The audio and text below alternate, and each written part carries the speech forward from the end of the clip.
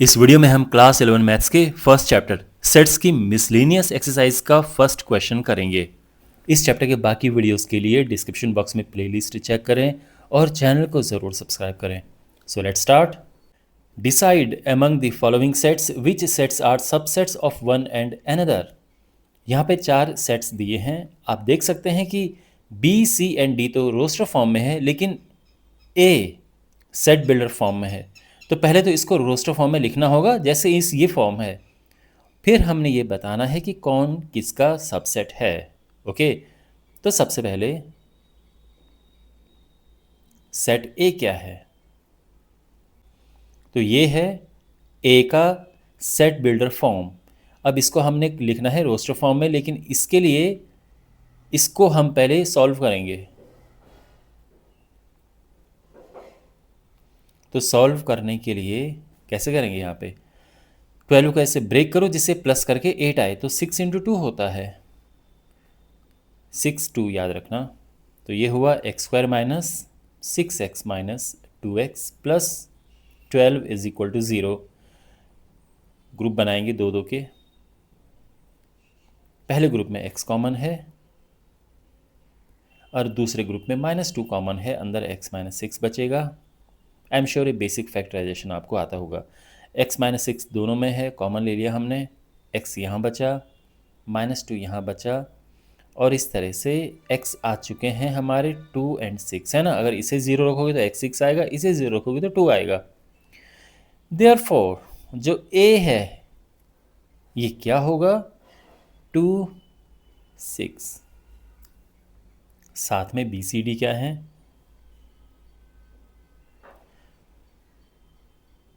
b है 2 4 6, c है 2 4 6 8, और ये चला जा रहा है, एंड d है ओनली 6। ठीक है।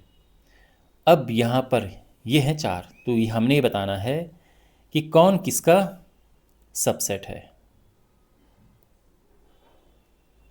तो क्लियरली ये हमने देखना है कि अब जैसे बात करें हम ए की, तो ए किस किस का सबसेट होगा? ए इसका सबसेट होगा। देखो सबसेट में क्या होता है कि इसके एलिमेंट सारे इसमें होते हैं।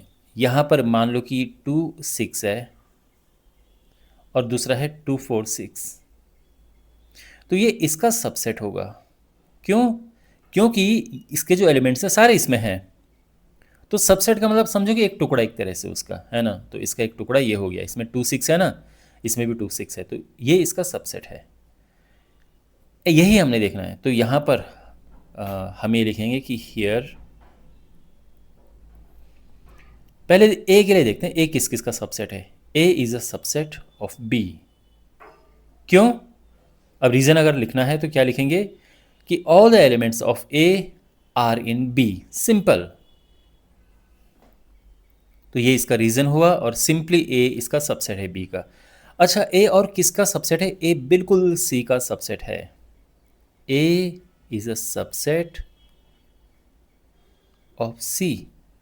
Reason same, all the elements of A, हम यहाँ पे रीजन ए लिखेंगे कि since all the elements of A are in B. ऐसे यहाँ पे लिखना है कि since all the elements of A are in C. सारे ए के एलिमेंट्स सी में है ना, दिख रहे हैं साफ। तो यही लिखेंगे हम यहाँ पे। बाय द वे, क्वेश्चन में रीज़न पूछा है क्या? रीज़न नहीं पूछा है, ठीक है। तो अगर आपको यहाँ पर डायरेक्ट लिखना है लिख सकते हो, लेकिन रीज़न अगर साथ में लिखो तो अच्छा लगता है सोल्यूशन। लेकिन इसमें वैसे पर्टिकुलरली पूछा नहीं है, वाई नहीं लिखा हुआ है कि क्यों ऐसा है, या गिव रीज़न। तो अगर आप ये नहीं भी दिए तो कोई प्रॉब्लम नहीं है। लेकिन ऑब्वियसली अभी आप सीख रहे हैं तो आपको तो अच्छे से सब कुछ जानना ज़रूरी है। अब ए डी का सबसेट नहीं है ना, क्योंकि ये इसका कैसे टुकड़ा हो सकता है। अब बात करते हैं बी की। बी किस किस का सबसेट है? तो बी में है 2 4 6, सी में है 2 4 6 8, तो बी सी का सबसेट बिल्कुल है। बी सबसेट है सी का। Reason, since all the elements of B are in C. समझे?